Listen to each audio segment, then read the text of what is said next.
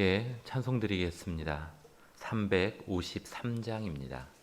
353장 십자가 군병되어서.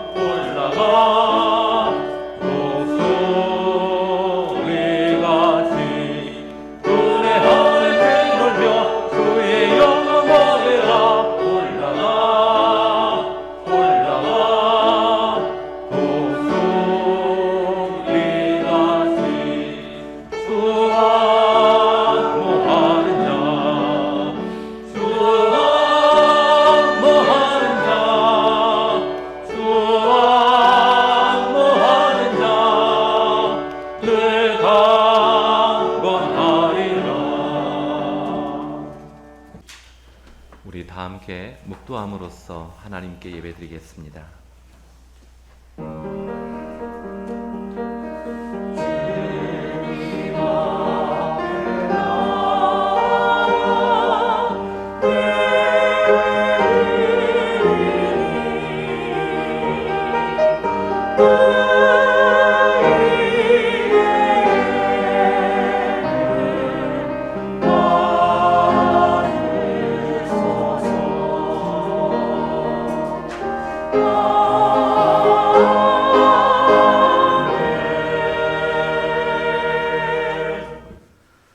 주께서 내 마음에 두신 기쁨은 그들의 곡식과 새 포도주가 풍성할 때보다 더하니이다.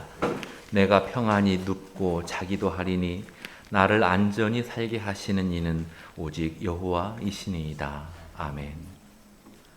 참된 기쁨과 평안을 주시는 하나님 아버지, 하나님의 그 은혜를 사모하며 주의 백성들이 이 아침에도 함께 모였습니다.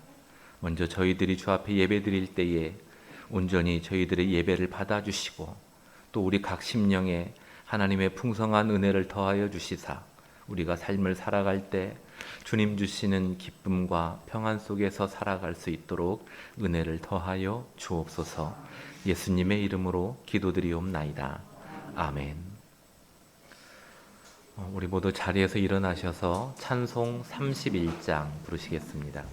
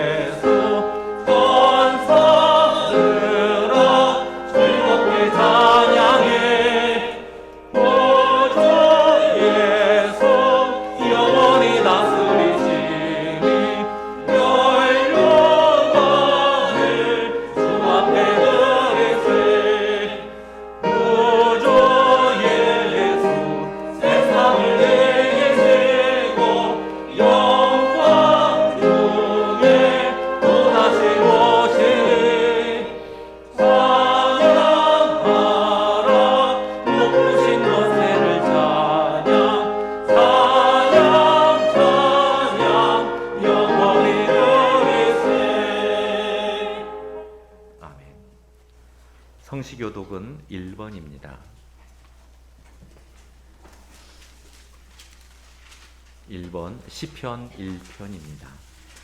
찬송가 뒤쪽에 있는 성시교독 1번 시편 1편입니다. 복 있는 사람은 악인들의 꾀를 따르지 아니하며 죄인들의 길에 서지 아니하며 오직 여호와의 율법을 즐거워하여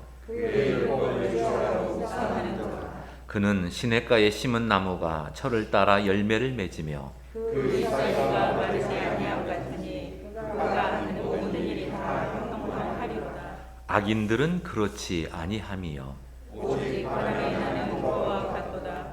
그러므로 악인들은 심판을 견디지 못하며 주의들이 의인들의 모임에 들지 못하리로다. 무릇 의인들의 길은 여호와께서 인정하시나 악인들의 길은 망하리로다. 아멘.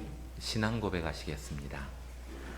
전능하사 천지를 만드신 하나님 아버지를 내가 믿사오며 그 외아들 우리 주 예수 그리스도를 믿사오니 이는 성령으로 잉태하사 동정녀 마리아에게 나시고 본디오 빌라도에게 고난을 받으사 십자가에 못 박혀 죽으시고 장사한 지 사흘 만에 죽은 자 가운데서 다시 살아나시며 하늘에 오르사 전능하신 하나님 우편에 앉아 계시다가 저리로서 산자와 죽은 자를 심판하러 오시리라.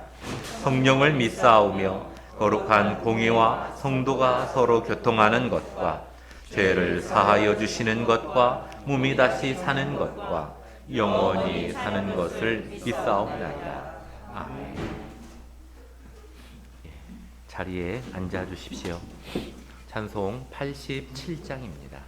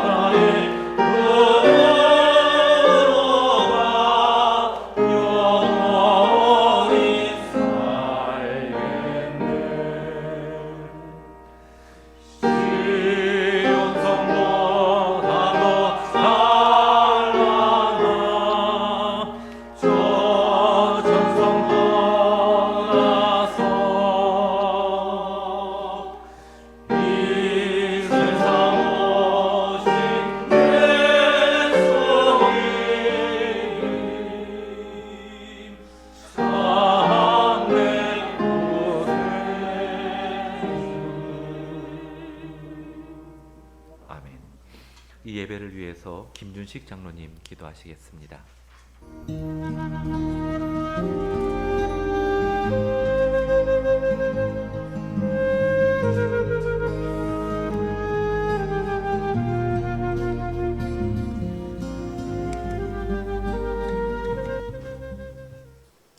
살아계신 하나님 아버지, 주님을 찬양합니다.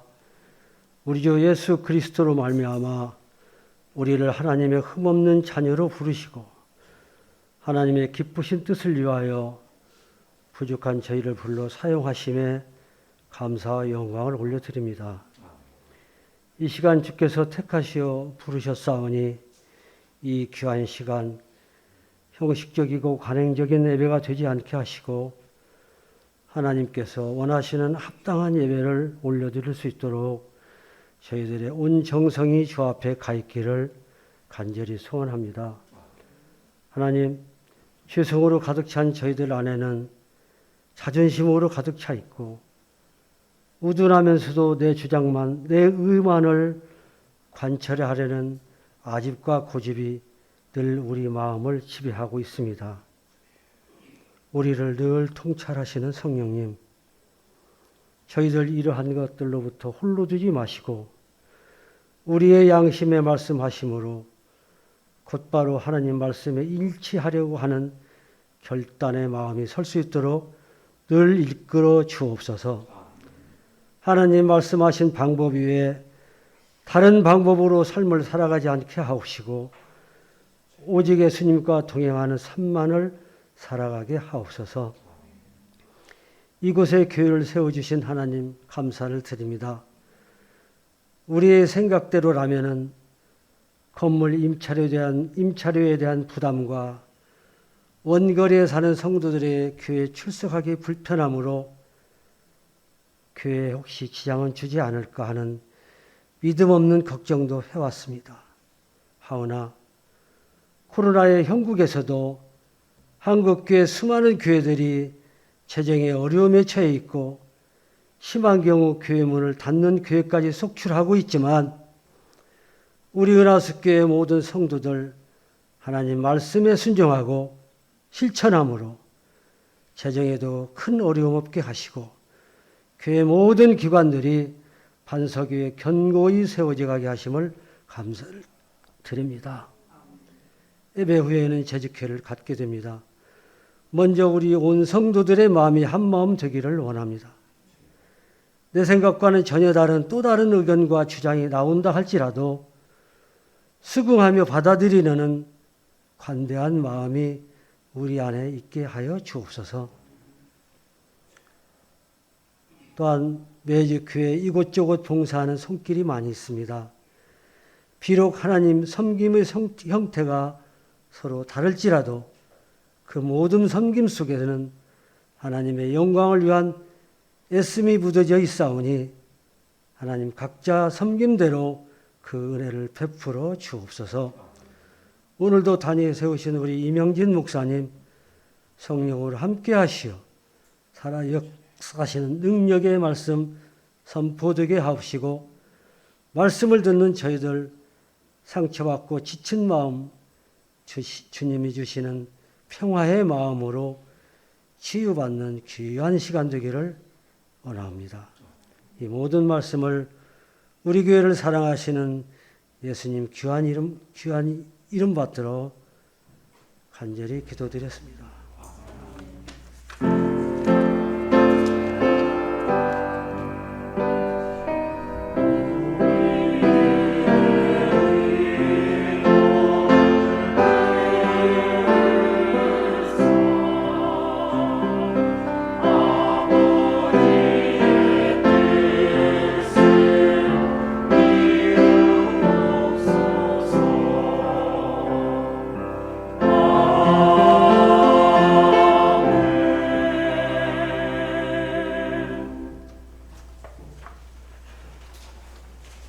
하나님의 말씀은 누가복음입니다.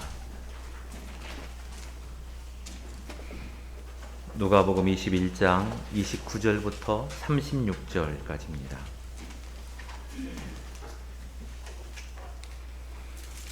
누가복음 21장 29절부터 36절까지 한 절씩 교독하도록 하겠습니다. 이에 비유로 이르시되 무화과 나무와 모든 나무를 보라. 싹이 나면 너희가 보고 여름이 가까움을 자연히 아나니 이와 같이 너희가 이런 일이 일어나는 것을 보거든 하나님의 나라가 가까이 온 줄을 알라. 내가 진실로 너희에게 말하노니 이 세대가 지나가기 전에 모든 일이 다 이루어지리라. 천지는 없어지겠으나 내 말은 없어지지 아니하리라. 그렇지 않으면 방탕함과 술 취함과 생활의 염려로 마음이 둔하여지고 뜻밖의 탈이 어찌 너희에게 임하리라. 이날은 온 지구상에 거하는 모든 사람에게 임하리라. 이러므로 너희는 장차올 이 모든 일을 능히 피하고 인자 앞에 서도록 항상 기도하며 깨어있으라 하시니라. 아멘. 찬양대에 찬양이 있겠습니다.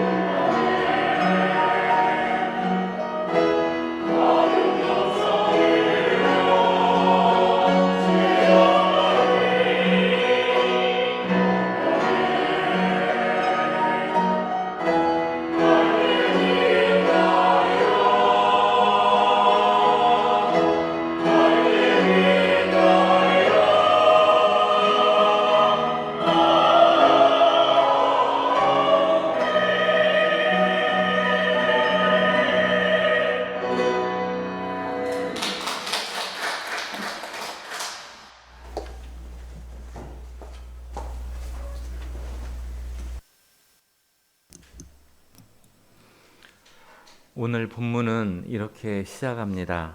29절을 보시죠. 이에 비유로 이르시되 무화과 나무와 모든 나무를 보라. 예수님께서 비유로 말씀하시는 내용입니다. 비유는 주로 어떤 경우에 사용합니까? 상대방으로 하여금 좀 더 알아듣기 쉽게 하고자 할 때, 또는 앞의 내용을 강조할 때 사용합니다. 이때 비슷한 사물이나 비슷한 현상을 빗대어 표현하는 것을 비유라고 합니다. 예수님께서 어떤 말씀을 하시는 중에 이 비유가 등장하고 있습니까? 예루살렘의 멸망과 관련하여 발생할 징조에 대한 말씀을 하시는 중입니다. 그렇기 때문에 21세기를 살아가는 우리와는 무관한 말씀입니까? 아닙니다. 예수님께서 말씀하신 징조에 대한 이 내용이 1차적으로는 예루살렘의 멸망과 관련되어 있지만 예루살렘 멸망에만 제한된 말씀이 아니라 말세에 관한 내용도 포함된다는 사실을 놓쳐선 안 됩니다. 사전적 의미에서 말세란 세상의 마지막 때를 의미하지만 성경은 예수님께서 인간의 몸을 입고 이 땅에 오셨을 때부터 다시 오실 그날까지의 전 기간을 말세라 일컫습니다. 약 2000년 전 예수님께서 이 땅에 오신 그날부터 말세는 시작되었다는 이야기입니다. 예수님께서 언제 오실지 그때를 알 수가 없지만 그때까지 계속 말세입니다. 그러므로 우리 또한 말세를 살아가고 있는 중입니다. 그래서 누가복음 21장의 이 내용은 예루살렘 멸망의 때, 또 우리가 살아가는 이 시대, 그리고 예수님께서 다시 오시는 그때 나타나게 될 징조라고 이해하시면 되겠습니다. 예수님께서 이 징조를 말씀하시는 중에 비유를 더해 말씀하셨습니다. 어떤 비유입니까? 무화과 나무와 모든 나무를 보라. 싹이 나면 너희가 보고 여름이 가까운 줄을 자연히 아나니. 우리나라는 봄, 여름, 가을, 겨울 이렇게 사계절로 나누지만 유대인들은 건기와 우기로 나눕니다. 건기는 4월에서 10월까지, 우기는 10월에서 4월까지입니다. 건기에서 우기로 넘어가는 10월과 우기에서 건기로 넘어오는 4월, 이 두 달은 건기와 우기가 서로 겹치는 형태를 띠고 있습니다. 유대인들의 건기는 우리나라로 치자면 봄, 여름, 가을인데 건기가 시작된 후 점점 더워지기 시작하면 나무에 싹이 나옵니다. 따라서 유대인들은 무화과 나무 또 다른 나무들의 싹이 나오는 걸 보면 곧 여름이 오겠구나 이 사실을 감지합니다. 즉 무화과 나무의 싹은 여름이 가까이 왔다는 징조가 되듯이 31절 이와 같이 너희가 이런 일이 일어나는 것을 보거든 하나님의 나라가 가까이 온 줄을 알라. 여기 이런 일이란 앞에서 언급된 자칭 그리스도라 칭하며 사람들을 미혹하는 이들이 등장하는 일과 예수님의 이름으로 핍박과 박해를 받는 일, 그리고 하늘과 땅에서 일어나는 각종 혼란을 일컫습니다. 이런 일이 일어나는 것을 보거든, 즉 이 징조들을 보거든 무엇을 알라고 하셨습니까? 하나님의 나라가 가까이 온 줄로 알라고 말씀하셨습니다. 하나님의 나라는 두 부분으로 나누어집니다. 현재의 하나님의 나라와 미래의 하나님 나라입니다. 현재의 하나님 나라는 하나님께서 하나님의 백성인 우리를 다스리시는 지금을 가리킵니다. 그렇다면 미래의 하나님의 나라는 언제이겠습니까?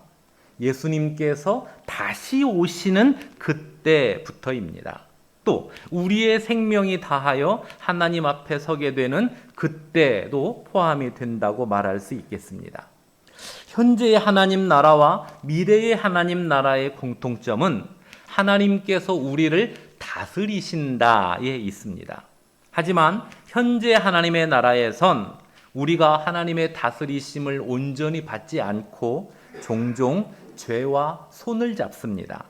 또 내가 직접 죄와 손을 잡지 않더라도 내 주변의 사람들이 죄와 더불어 살아가고 있기 때문에 현재의 하나님 나라에선 평안이 깨질 때도 있고 기쁨이 사라질 때도 있으며 만족을 누리지 못하기도 합니다. 또한 불안과 걱정과 고통과 슬픔과 다툼과 욕심이 우리를 쉴 새 없이 괴롭힙니다. 그럼에도 불구하고 우리에게 소망이 있는 까닭은 하나님께서 언제나 우리와 함께 하시며 변함없는 사랑으로 우리를 대하시기 때문입니다. 우리는 하나님을 향해 마음이 가끔씩 변해도 우리를 향한 하나님의 사랑은 결코 변하지 않기 때문입니다. 그래서 우리에게 소망이 있습니다. 이 상태가 현재의 하나님 나라입니다.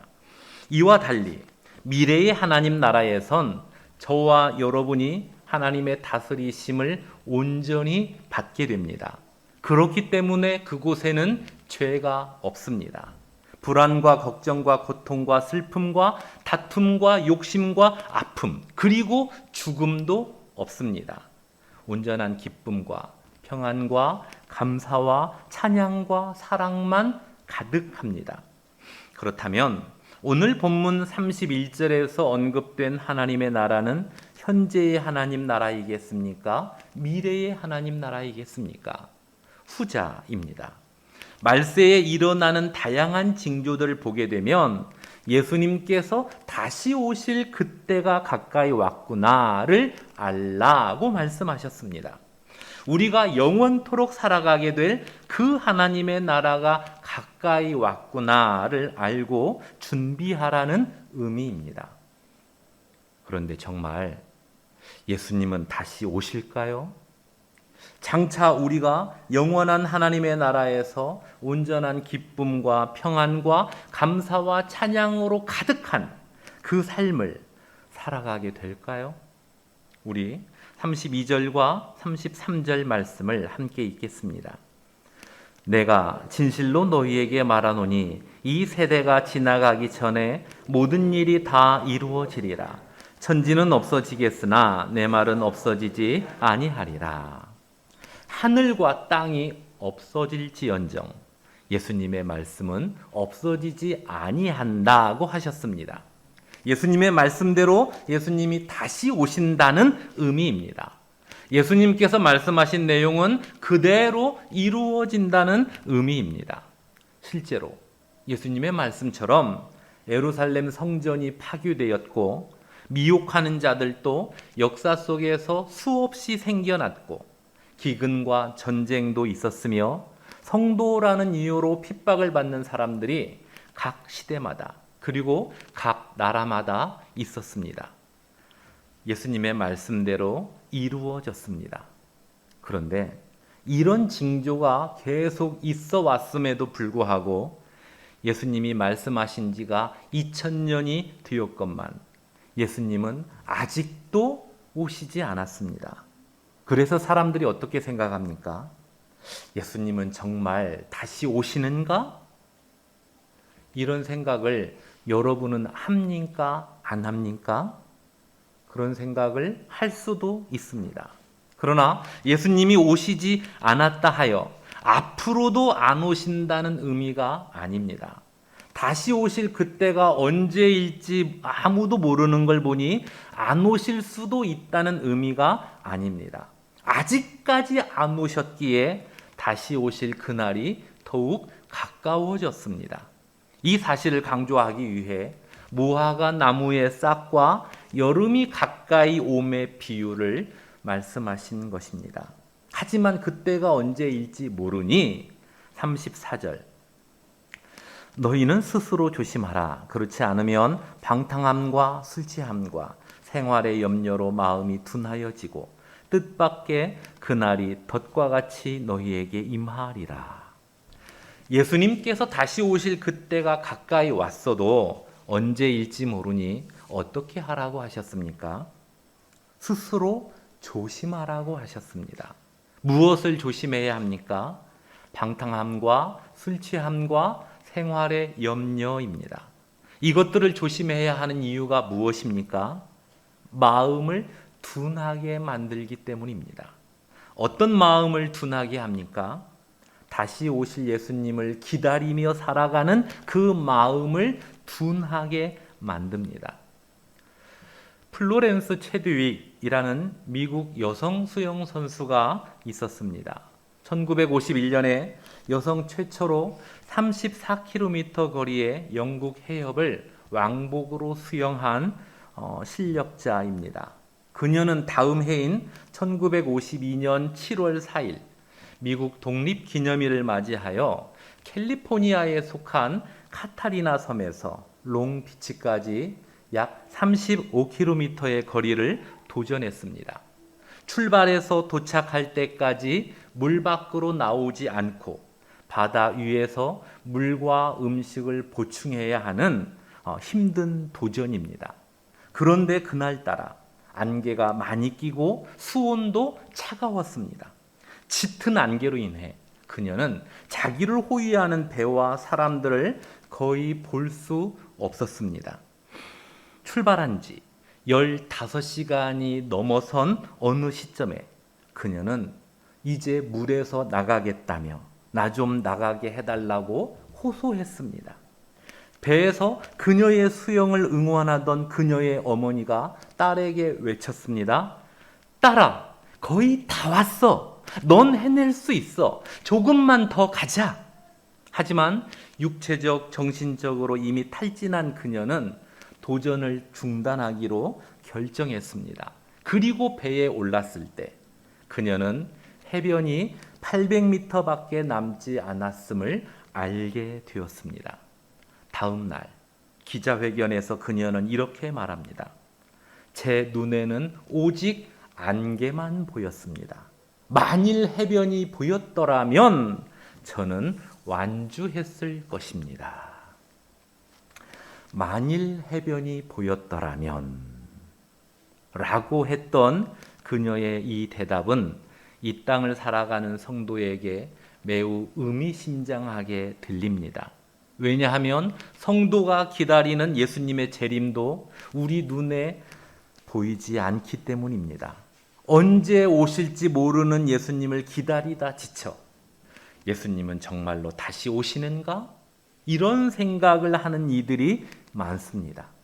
예수님의 재림이 아직 멀다는 생각에 많은 성도들이 성도로서 걸어야 할 이 신앙의 길을 힘들어하며 성도의 최종 목적지인 천국에 대한 소망조차도 잊어버리고 살 때가 참으로 많습니다.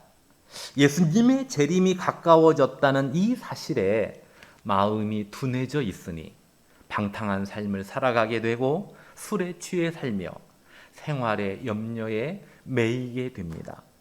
방탕함과 술 취함과 생활의 염려로 인해 예수님을 기다려야 할 마음이 더 둔해졌습니다.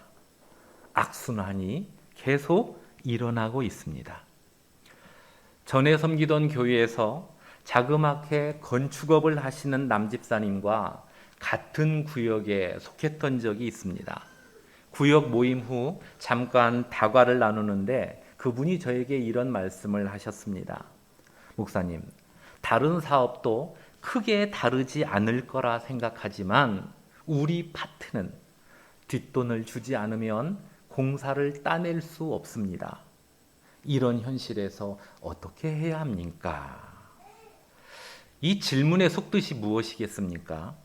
뒷돈을 주자니 신앙 양심에 걸리고 신앙 양심 따라 뒷돈을 주지 않으면 직원들과 가족이 굶게 생겼다는 이야기입니다. 물론 그 집사님께서는 어떻게 해야 할지 답을 모르는 게 아니었습니다. 신앙과 현실의 괴리감이 너무 크다는 생각 때문에 힘들어했던 것입니다. 여러분들도 이러한 경험을 해보지 않았습니까? 살다 보니 현실은 신앙으로만 살기엔 역부족이더라. 이러한 경험과 생각을 해보지 않았습니까? 그러나 신앙과 현실은 너무 동떨어져서 한쪽을 택하면 한쪽을 포기해야 하는 그런 관계가 아닙니다. 신앙과 현실은 서로 별개의 분야가 아닙니다. 신앙과 현실의 괴리감이 크게 보일지라도 성도는 현실을 신앙으로 살아내야 합니다.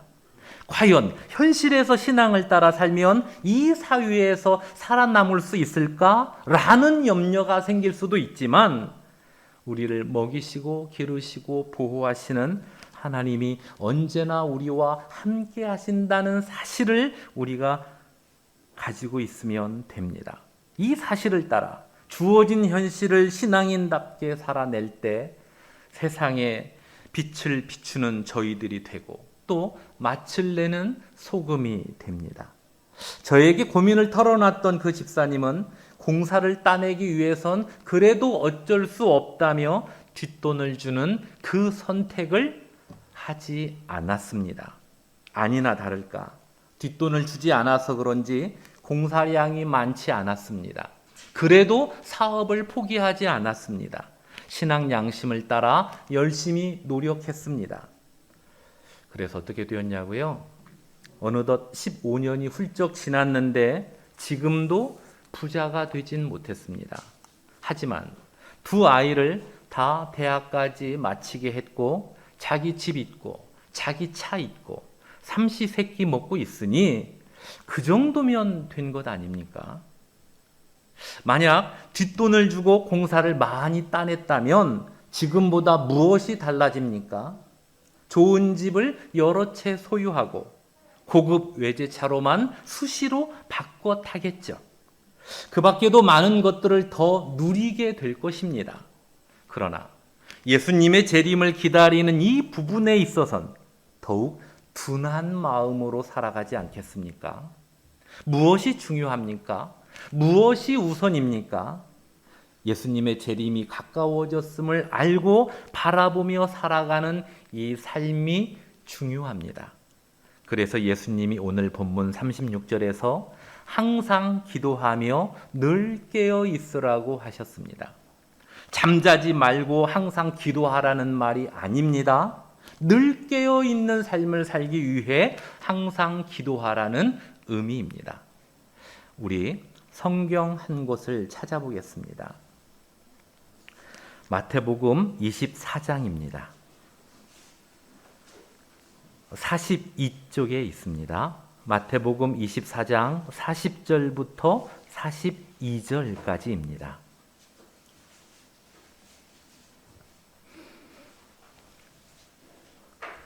예수님께서 다시 오실 그날의 상황을 이렇게 표현했습니다.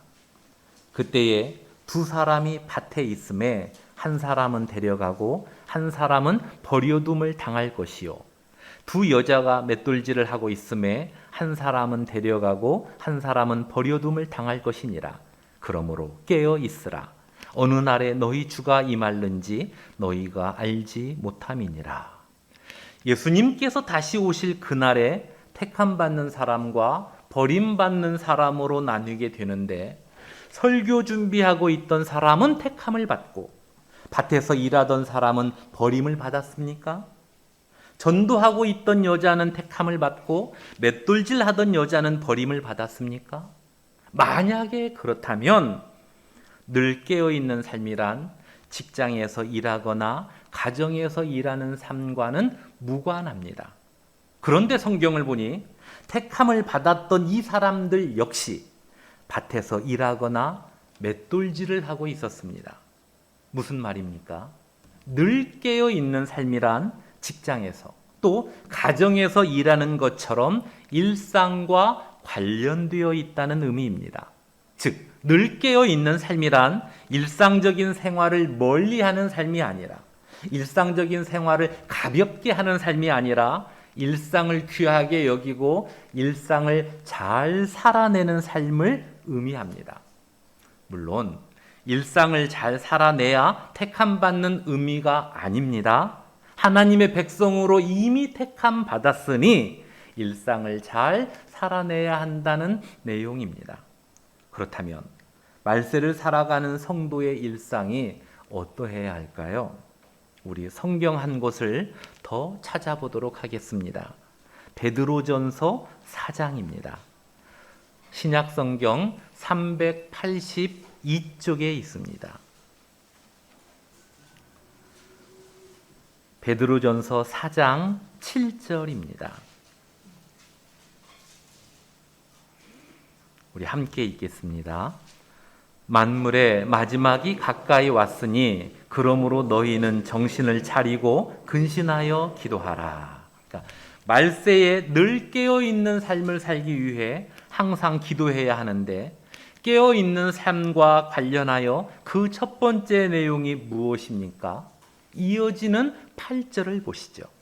무엇보다도 뜨겁게 서로 사랑할지니 사랑은 허다한 죄를 덮느니라. 아름다운 두 여인이라는 글이 있습니다. 이런 내용입니다. 누나와 저는 일찍 부모님을 여의고 거친 세상을 힘겹게 살아왔습니다. 중학교 중퇴가 고작인 누나는 취업이 쉽지 않았습니다. 어렵게 택시기사로 취업한 누나는 승차 거부를 한 적도 없으며 밤에는 노인이나 장애우가 차에서 내리면 전조등으로 어두운 길을 밝혀주기도 하였습니다. 짐을 들고 택시를 타는 노인이나 병자들에게는 내려서 짐을 들어주기도 하였습니다. 동생 공부 뒷바라지를 위해 시집도 가지 못한 누나가 중앙선을 넘어온 음주운전 덤프트럭과 충돌해 두 다리를 못쓰게 되었습니다. 나와 결혼을 약속했던 여자는 생활의 불편함과 어려움을 극복할 자신이 없다며 누나와 자신 중 하나를 택하라는 최후의 통첩을 하고 돌아섰습니다. 나는 그녀를 사랑했지만 그녀에게는 나와 누나가 기쁨이 아니라 힘든 짐이고 고통이 될 수 있다는 것을 알기에 그녀를 포기할 수밖에 없었습니다. 시련의 아픔에서 벗어날 때쯤의 어느 날 오후, 누나가 후원하는 고아원을 방문하기 위해 외출하게 되었습니다. 1시간이 넘도록 택시를 잡으려고 하였지만 휠체어에 앉은 누나를 보고 그대로 도망치듯 지나갔습니다. 어둠이 깔리는 저녁때가 되자 분노가 솟구쳤습니다. 슬프고 힘들게 살아가는 주위 사람을 외면하는 사람들이 미웠습니다. 누나는 손등으로 눈물을 훔치고 있었습니다. 내가 불평을 말하자 누나는 그들을 미워하지 말고 용서하라며 나를 위로하였습니다. 그때 택시 한 대가 우리 옆에 멈추더니 갑자기 트렁크가 열렸습니다. 기사는 여자였습니다. 마음씨가 곱고 아름다운 여자 기사의 도움으로 고아원에 도착한 시간은 캄캄한 밤. 휠체어를 밀고 어두운 길을 올라가는 동안 전조등으로 길도 환하게 밝혀주었습니다. 자동차의 전조등 불빛은 세상의 어느 빛보다 밝고 고마웠습니다. 나는 지금 이 아름다운 두 여자와 함께 살고 있습니다. 그 여자 기사와 결혼하여 누나와 함께 한 집에서 행복하게 살고 있습니다. 그러니까 이러한 글입니다. 아름다운 이 두 여인이 진정 아름다운 이유가 무엇입니까? 그것은 바로 사랑입니다. 그렇습니다. 사랑은 사람을 변화시키는 힘이 있습니다. 넘어진 자에게 사랑의 빛이 비추면 일어설 힘이 생깁니다. 근심하는 자에게 사랑의 빛이 비추면 평안을 얻게 됩니다. 사랑받는 자들의 얼굴은 모두 다 아름답습니다. 그리고 사랑하는 자들의 모습은 더 아름답습니다. 그런 의미에서 묻겠습니다. 여러분은 함께 살아가는 가족에게 어떤 사랑을 주고 있습니까?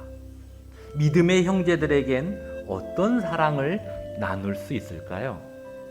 하나님을 믿지 않는 지인들에게 줄 수 있는 사랑은 무엇일까요?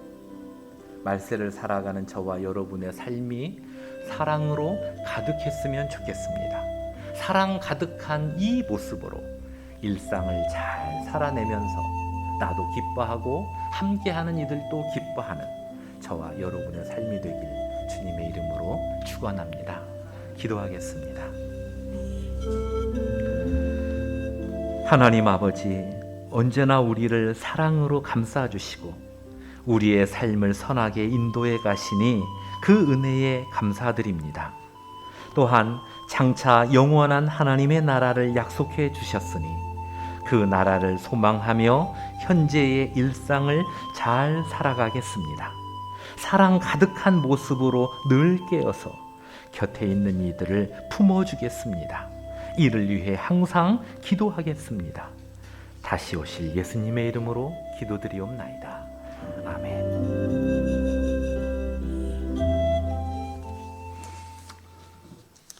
찬송 397장입니다.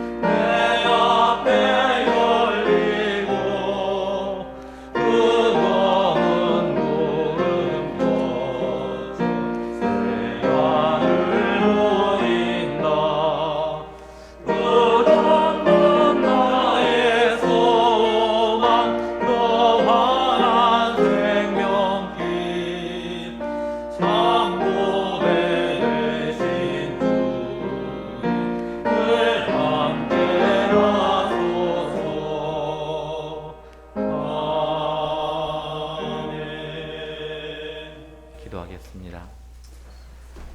하나님 아버지, 하나님의 은혜로 저희들이 하루하루 살아가고 있습니다. 하나님의 변함없는 사랑 속에서 살아가고 있습니다. 그 은혜에 늘 감사하는 저희들의 마음을 허락하여 주시고, 또한 삶 속에서 하나님으로부터 받은 사랑을 실천하며 살아갈 수 있도록 붙잡아 주옵소서. 이 시간 주 앞에 예배 드릴 때에 감사의 마음을 다하여 귀한 예물 드립니다. 기뻐 받아 주옵소서. 또한 저희들에게 하나님께서 풍성한 은혜와 사랑으로 덧입혀 주옵소서. 예수님의 이름으로 기도드리옵나이다. 아멘. 교회 소식 전해드리겠습니다. 코로나19에서 벗어나도록 계속 기도해 주십시오. 이 예배 후에 재직회가 있습니다. 우리 교회가 후원하는 이들을 주보에 실어놨습니다. 1년에 한두 번 정도 이렇게 실어놓겠습니다. 보시고 기도해 주십시오. 유영종 형제가 군 복무 중에 몸이 아파서 치료 중에 있는데 지금 오늘 나왔습니다. 지금 상황이 어찌 되었는지 제가 아직 정확히는 모르겠습니다. 좀 들어보고 싶은데 또 바로 이어서 재직회가 있네요. 한번 나중에 전화 통화하고 전체적으로 또 다시 자세한 사항을 좀 말씀드리겠습니다. 조숙진 권사님께서 며칠 전에 허리 시술을 하시고 이제 잘 회복이 된 모양입니다. 아직 회복이 안 됐겠지만 오늘 예배에 나와 주셨네요. 예, 감사드립니다. 아까 여쭤보니까 많이 좋아졌다고는 하셨어요. 예, 애쓰셨습니다. 어느 가정에서 떡을 제공해 주셨습니다. 집에 가실 때 가져가시면 되겠습니다. 그리고 잠깐 좀 소개를 좀 해드리겠습니다. 황정한 집사님께서 지난해 연말에 이제 교회 등록을 해주셨었는데, 우리 그 부근 되시는 우리 유재창 집사님도 이제 3주째 이렇게 오늘 나오셨습니다. 우리 한번 환영을 좀 했으면 좋겠습니다. 우리 영종이와 채화도 함께 좀 잠깐만 일어나 주실래요? 예, 오늘 하루만 일어나면 됩니다. 예, 저렇게 한 가족입니다. 우리 힘차게 박수 쳐주시죠. 예, 감사합니다. 따뜻하게 맞아주시면 되겠습니다. 예, 우리 옆에 계신 분하고 잠깐 눈 인사만 좀 나누시겠습니다.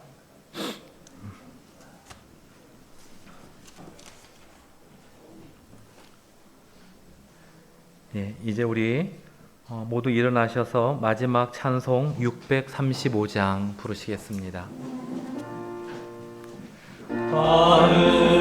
하늘에 계신 아버지 이름 거룩하사 주님 나라 임하시고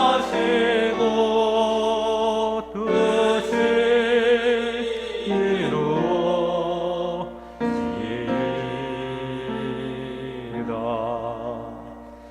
일용할 양식 주시고 우리들의 큰 죄 다 용서하옵시고 또 시험에 들게 마시고 악에서 구원하소서.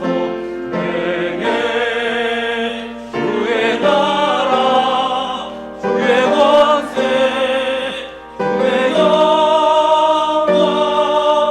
영광